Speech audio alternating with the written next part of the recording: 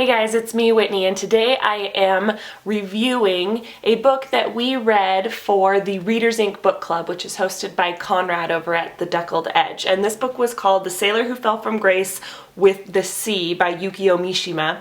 And I am still trying to formulate my thoughts around this book. I'm going to talk for a while, hopefully edit it into something at least slightly cohesive, and maybe something will come out of it. This book kind of blew my mind, but not necessarily in a great way. I have very negative feelings about the book, and as I think about it more, I feel more and more negative, and I'm starting to get like a little bit annoyed and angry with it. So we'll see if this culminates into anything even slightly interesting. Keep watching, stay tuned and find out. I think the first thing to say about this book, and the first thing that you notice, is that the language is very beautiful. Just the way that Mishima uses language, his word choices, and the very sensual way that he describes things is very compelling and just pushes you to keep reading.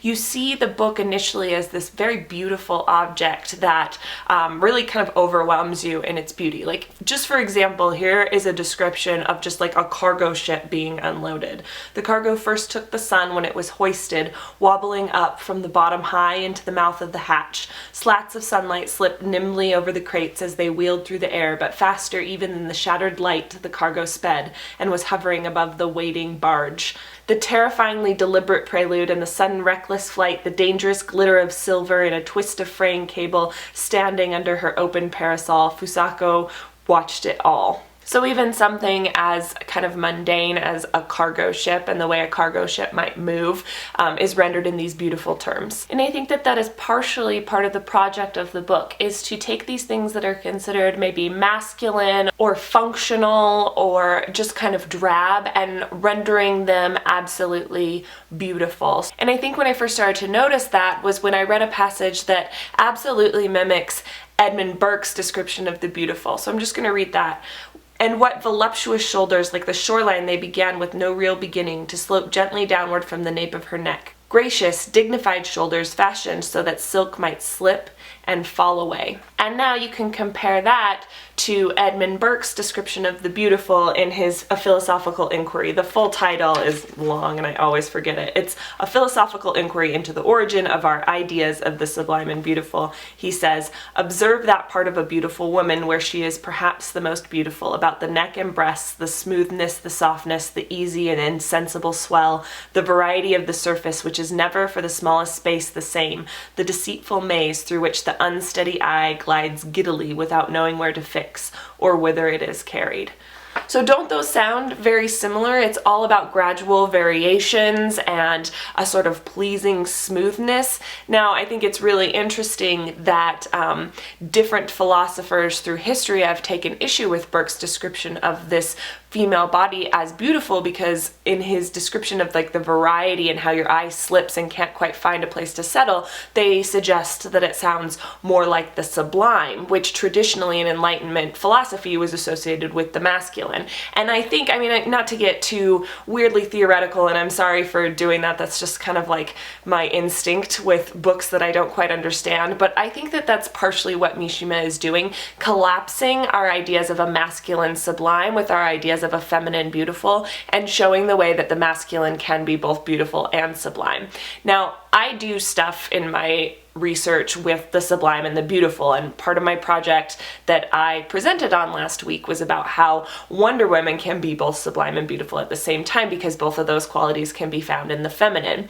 And I think that Mishima makes me so mad because he wants to find those things in the masculine, and he wants to reject all things feminine as being not just weak in the way that Enlightenment thinkers would say, which is to say that they're associated with just the sensible, beautiful world, but to take even that away from femininity and to reject femininity just outright. And throughout this book, the teenage main character, whose name is Noboru, puts his faith in these masculine ideals, and when those masculine ideals are undercut in any way, he completely loses faith in them and completely devalues them.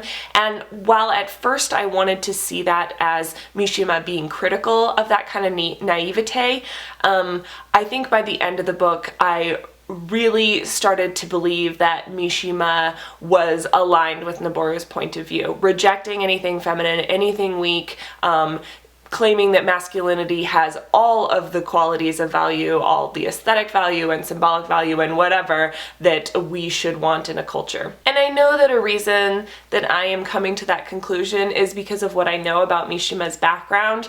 I know that he was very disappointed in Japan after Japan lost the war, and he saw Japan becoming more effeminate and weak, and he had this just real strong connection and belief in samurai culture and in sacrifice, literal sacrifice, you know, like slitting open the stomach sacrifice, and that's eventually how he died. He tried to do this coup, and he tried to restore everyone's faith in the Japanese emperor and ended up committing suicide. Apparently it was like a year in the making that he had been planning this suicide. And that way he seems very similar to another aesthetic theorist named Georges Bataille, who very famously, there's this kind of legend that he went out into the woods with some of his surrealist friends, and they all were going to perform some kind of sacrifice, but every one of them said that they would be willing to be the sacrificial victim, but not a single one of them said they would be the executioner. And Bataille has a lot of things in common with Mishima, which I really don't want to get into because I think I bored everybody in the Goodreads group. I will link the Goodreads group down below, and you can go like look for my comments if you so desire, or we can talk about Bataille in the comments section if that's someone you're interested in. But I think that the key concept about both Bataille and Mishima and this style of aesthetic thinking is that they both see sacrifice as a noble endeavor, as a way to achieve a kind of symbolic continuity with the world. I am also watching George Burns's documentary, The War, right now. I've been kind of watching it for the past couple weeks. It's another one of those really long series. And I'm not saying that that is a perfect representation of what America was like during the war. It is perhaps overly patriotic. I'm just going to say that it is definitely overly patriotic, and the United States obviously had to commit atrocities in war just like every other nation commits atrocities in war. But I think watching that documentary has influenced my understanding of Japan both during the war and post-war, and I think that the veneration and praise of Japanese values during the war is both naive and fairly disgusting.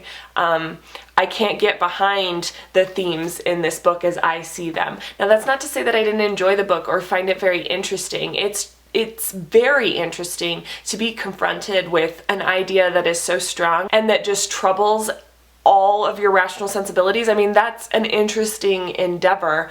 And the fact that he could get me so riled up about it, I think is really cool as a writer that he could do that, because I feel like I have read a lot of books and I've heard about a lot of ideas, but Mishima has this singular ability to just make me mad. This book often talks about a rejection of fathers. Noboru, you know, as I said, he loves this masculine ideal, and the figure that he sees as a masculine ideal eventually becomes his father. And as soon as he becomes the father, that's it for Noboru. There were a few steps along the way that caused Noboru to lose his respect for this older man in his life, but ultimately it's when he becomes a father, and Noboru hates fathers. And it seems like to me that part of that is because he's interested in reclaiming a kind of glory for Japan, and since their fathers lost the war in Japan, they weren't able to achieve that glory through the kind of violence and conflict that Noboru loves so much, and I am claiming that Mishima loves so much. So what I've gathered from the comments on the Readers Inc. Goodreads page is that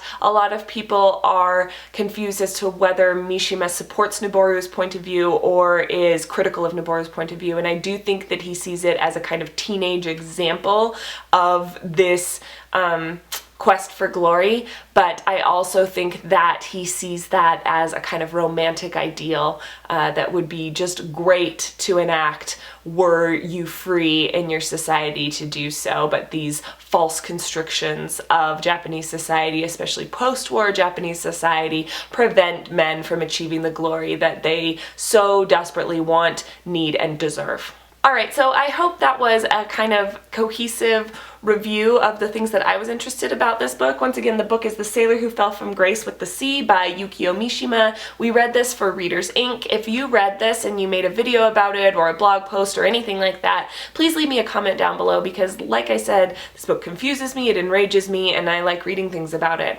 I'll link all of the links down below, and I will see you in my next video.